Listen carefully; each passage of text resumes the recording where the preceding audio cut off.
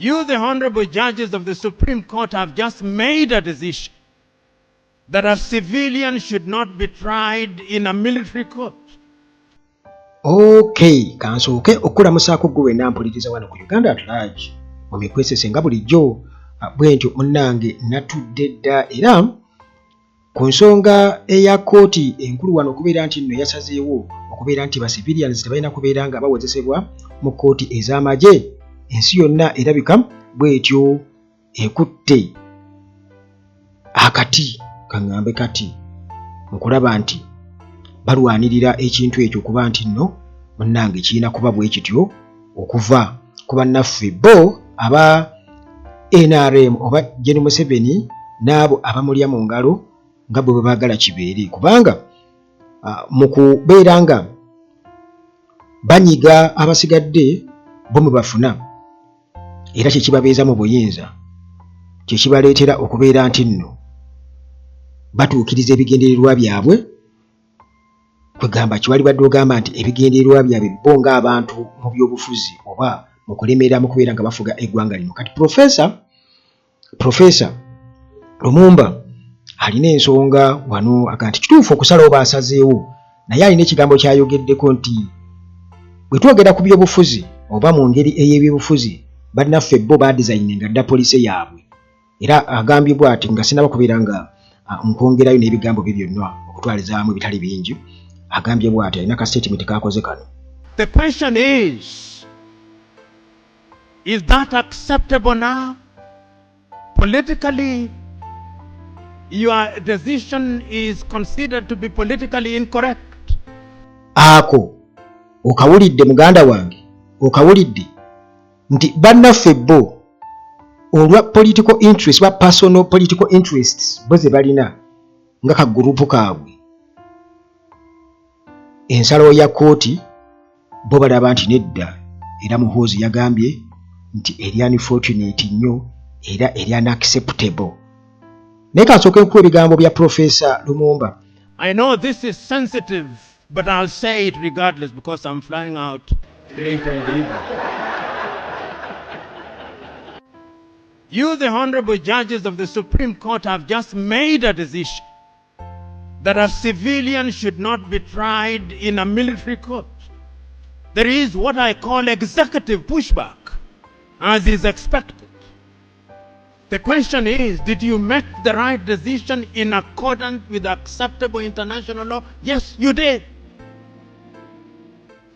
Yes, you did.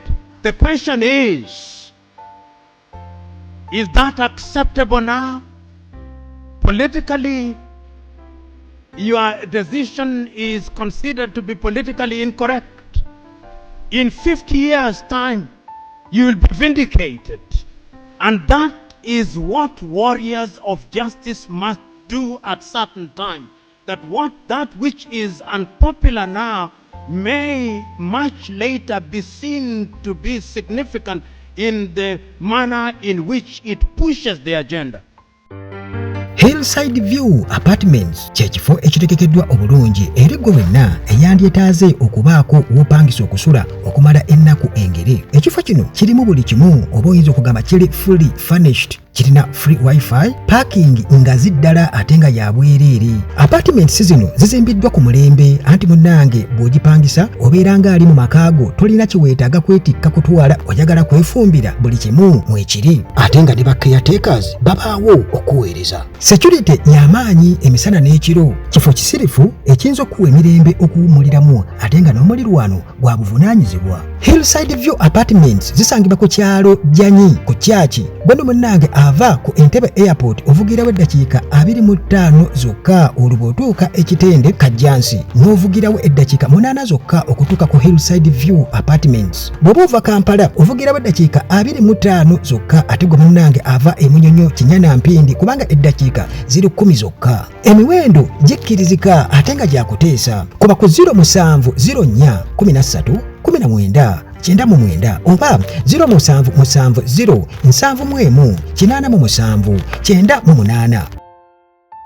Nti bwe tugendera ku international law, amateeka agafuga ensi yonna, abalamuzi baasazeewo mu butuufu naye ate bwe tugendera ku system eya NRM ku ndowooza ya Museveni olede gyayingiza ne mutabani we n'abalala nti kooti yasazeewo ekintu ekibi ennyo era bo tebakifunamu bo nga bo kubanga kibajja obuyinza obw'okufugisa emmundu mu ngalo, kibajja obuyinza oba kibajjako ebbeetu mandate ey'okufugisa bannayuganda omukono ogw'ekyuma mu ngalo kubanga bo bakyagala bwe batyo.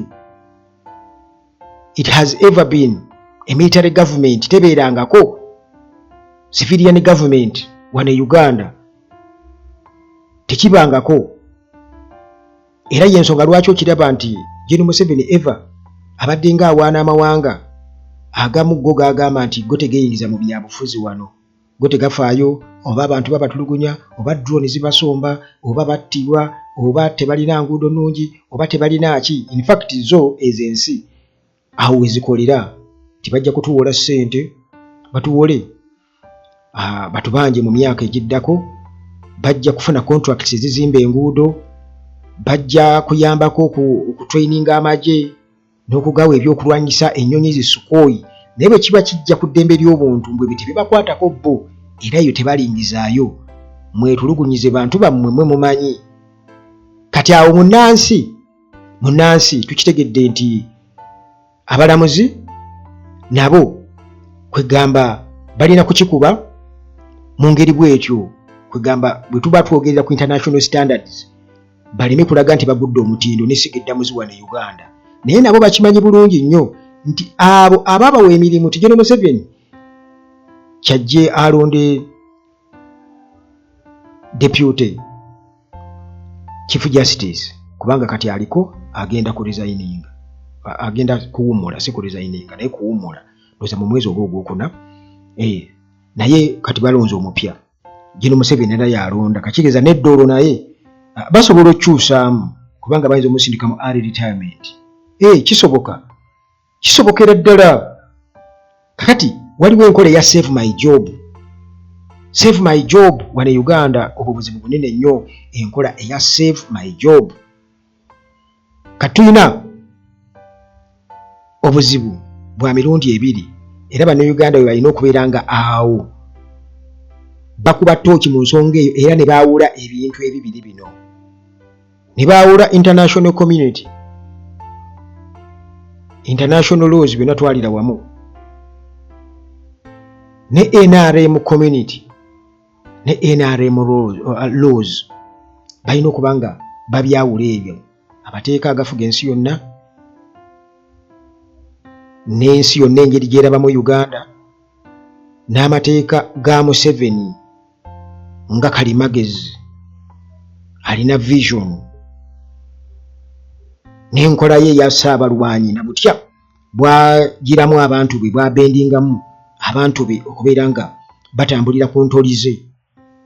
Ekyo balina okubeera nga bakitunuulira nti ddala Museveni ateeka ekitiibwa mu international laws oba international community yagiraba atya, kubanga already alinawo eri endala etamugambako eteyingiza mu bino China, Russia n'abalala eyagirina. Kati waliwo n'eno endala emugamba kati ye ali ludda wa era wawasinga okufuna era kimukosa ki eri emugambako okumuvaako, kimukosa ki? Kati bwe kiba bwekityo gwe na Uganda mpuliriza kiba kitegeeza nti naawe olina okumanya nti international community ogirirayingako kyenkana ki era wookoma wootandikira ne wookoma okubeera nga ogyesiga. Era international community eri 100% eyo gwe gy'okubira enduulu oba waliwo percentage ate endala yo nga tebigikwatako, bwe amaziga go tegagikwatako, bo balina byabwe birala nnyo bye bagenderako era ebibagasa bo nga bo. Era nga ensonga ze zimu ng'eza Gen. Museveni naye nti gwe nga bw'okaaba wano ennaku, n'okaaba obwavu, n'okaaba okukubwa, n'okaaba okusibwa, n'okaaba okuddibwako ettaka, n'okaaba okuba obutaba na bujjanjabi, n'okaaba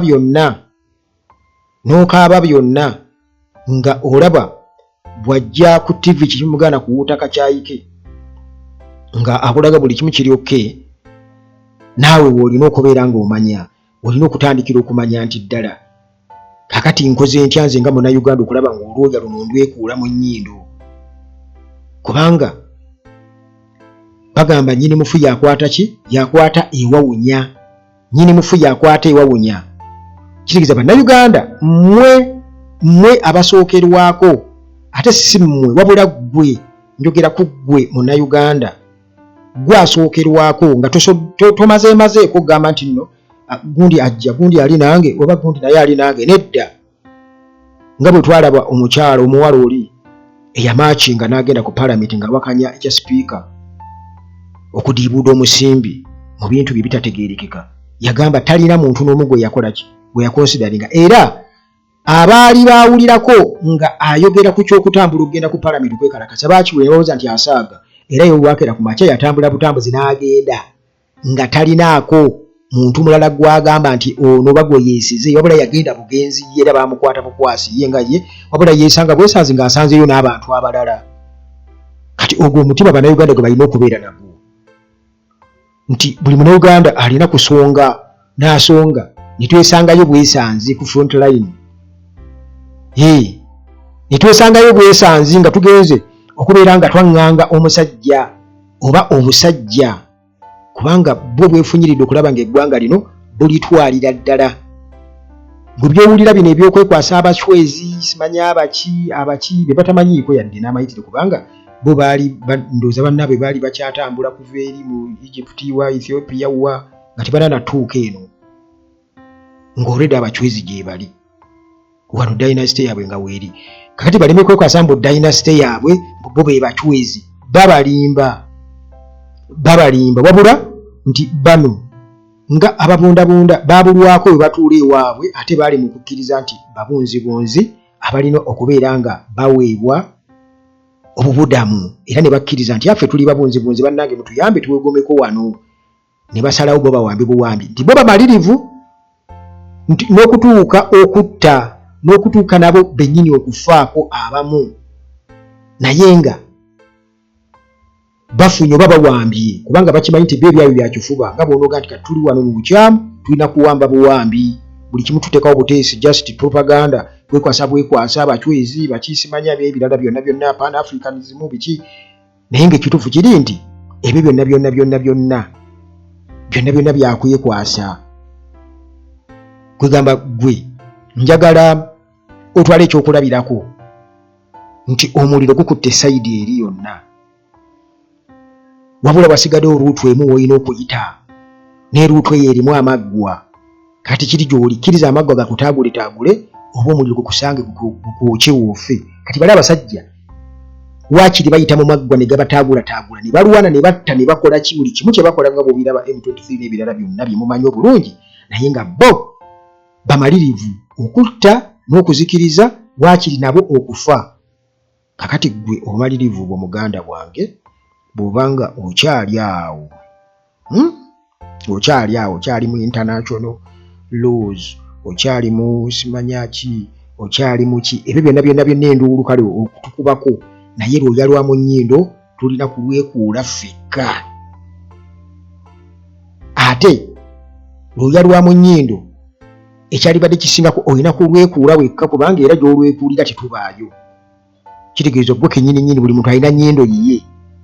Kitegeeza buli omu alina kukwata lwoya lwe n'alwekuula. Kati ne tuba nga tufaanaganya kintu kimu tutwekudde ye puro. Bw'oba oyagala okwogera olwoya ne kati ng'okyogera mu bungi enjoya, ffenna twekudde enjoya z'omu nnyindo.